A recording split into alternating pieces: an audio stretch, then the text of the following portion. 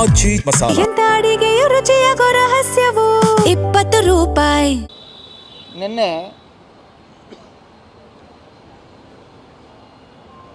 ನೀರನ್ನು ಕೊಡಬೇಕು ಅಂತೇಳಿ ತೀರ್ಮಾನ ಆಗಿದೆ. ಅದು ಸರ್ವೋಚ್ಚ ನ್ಯಾಯಾಲಯದ CWC ಮೀಟಿಂಗಲ್ಲಿ ತೀರ್ಮಾನ ಆಗಿರ್ತಕ್ಕಂಥದ್ದು. ಆದರೆ ಅದು ಕೃಷ್ಣರಾಜನಗರಕ್ಕೆ ಅಳವಡಿಸಲ್ಲ. ಕಟ್ಟೆಪುರ ಡ್ಯಾಮ್ ಕಟ್ಟಿರ್ತಕ್ಕಂಥದ್ದು ಕೃಷ್ಣರಾಜನಗರ ಅಣೆಕಟ್ಟನ್ನು ಕಟ್ಟಕ್ಕೆ ಮುಂಚೆ.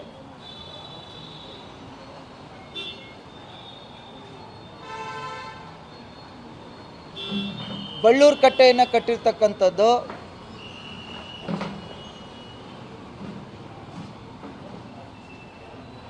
ಕೃಷ್ಣರಾಜನಗರ ಅಣೆಕಟ್ಟನ್ನು ಕಟ್ಟಕ್ಕೆ ಮುಂಚೆ.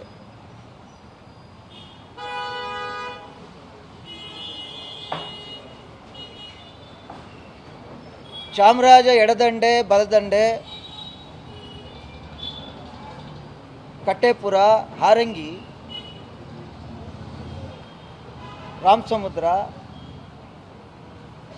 ಈ ನಾಲೆಗಳ ನೀರನ್ನು ಕೊಡದೆ ಹೋದರೆ ಕೆರೆ ಕಟ್ಟೆಗಳು ತುಂಬಲ್ಲ.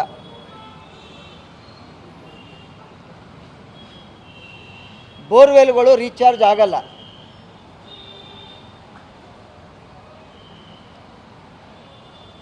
ರೈತರು ಏನು ವರ್ಷದ ಬೆಳೆ ಅಡಿಕೆ, ತೆಂಗು ಇವೆಲ್ಲವೂ ಕೂಡ ಒಣಗೋಗ್ತವೆ.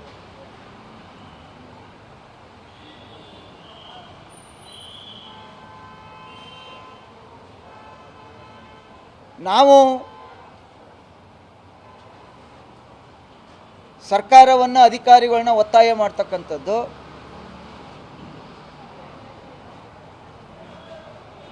ನೀವು ಯಾರಾದರೂ ಹೋಗಿ ನೋಡ್ಬೋದು, ಗ್ರಾಫೈಟ್ ಇಂಡಿಯಾ ಅಂಥೇಳಿ ಪವರ್ ಜನರೇಟ್ ಮಾಡುತ್ತೆ. ಅಲ್ಲಿಗೆ ಫುಲ್ ನೀರು ಹೋಗ್ತಾ ಇದೆ. ಒಂದು ಕಾಲುವೆ ಪೂರ್ತ ನೀರು ಹೋಗ್ತಾ ಇದೆ. ಅದು ಬಂದು ಮತ್ತೆ KRSಗೆ ಬರುತ್ತೆ.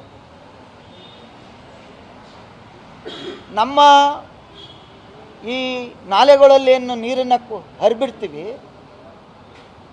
ಕೆರೆ ಕಟ್ಟೆಗಳು ತುಂಬಿದ ಮೇಲೆ ಮತ್ತೆ ಅದು ಬಂದು KRSಗೆ ಸೇರುತ್ತೆ.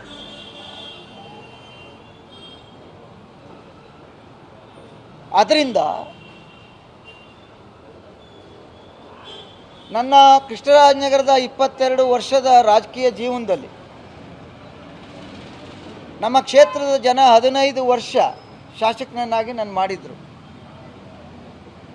ನೀವು ಕೂಡ ಎಲ್ಲ ಕಾವೇರಿ ನೀರಾವರಿ ನಿಗಮದ ಹತ್ರ ಬಂದಿದ್ರಿ. ನಮ್ಮ ಅಶ್ವಿನೂ ಬಂದಿದ್ರು, ಅವತ್ತು ನಮ್ಮೆಲ್ಲ ಮುಖಂಡರು ಬಂದಿದ್ದರು, ಕುಮಾರಣ್ಣರವರು ಬಂದಿದ್ದರು.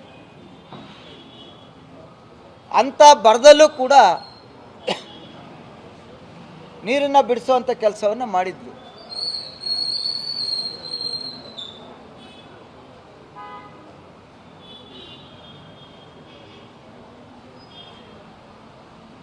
ನಮ್ಮ ಮಹಾರಾಜರು ಅದಕ್ಕಿಂತ ಮುಂಚೆ ಕಟ್ಟಿರ್ತಕ್ಕಂಥ ನಾಲೆಗಳು ಏನಿದ್ದಾವೆ ಅದಕ್ಕೂ ನಿಮ್ಮ ಮೀಟಿಂಗು ಸಂಬಂಧ ಇಲ್ಲ.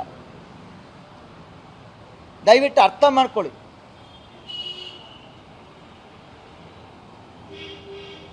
ನಾವು ಬೆಂಗಳೂರಿಗೆ ಹೇಗೆ ನೀರು ಕೊಡಬೇಕು ಕುಡಿಯೋಕ್ಕೆ, ಅದೇ ರೀತಿ ನಮ್ಮ ಆ ಭಾಗದ ಸುಮಾರು 70,000 ಎಕರೆ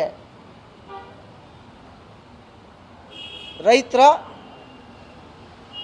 ಭತ್ತ ಬೆಳೆಯುವಂಥದ್ದು, ದ್ವಿದಳ ಧಾನ್ಯವನ್ನು ಬೆಳೆಯುವಂಥದ್ದು, ಈ ರೀತಿಯ ರೈತರು ಅದನ್ನೇ ನಂಬ್ಕೊಂಡಿರ್ತಕ್ಕಂಥವ್ರವ್ರೆ.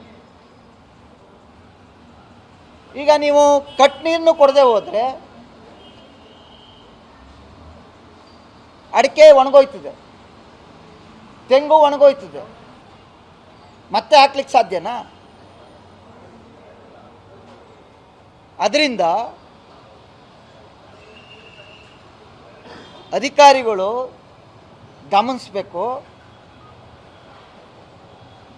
ನಾವು ಈ ಭಾಗದ ನಾಲೆಗಳಿಗೆ ನೀರನ್ನು ಕೊಟ್ಟರೆ ಅದು ಮತ್ತೆ ಹೋಗಿ KRS ತುಂಬೋದ್ರಿಂದ ಇಲ್ಲಿ ಯಾವುದೇ ಅನಾನುಕೂಲ ಆಗಲ್ಲ.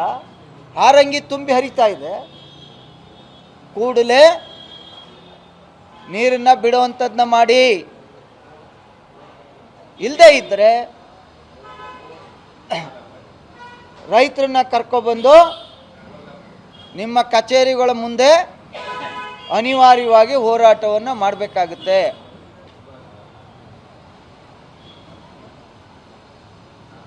ಇದರ ಅಧಿಕಾರಿಗಳಿಗೆ ಇದರ ಅರಿವೇ ಇಲ್ಲ. KRS ಇಂದ ಕೆಳಗೆ ಕೊಡುವಂಥದ್ದೇ ಬೇರೆ, ಇದು ಮೇಲ್ಭಾಗ. ಇದಕ್ಕೆ ಯಾವುದೇ ಮೀಟಿಂಗ್ ಆಗಬೇಕಾಗಿಲ್ಲ.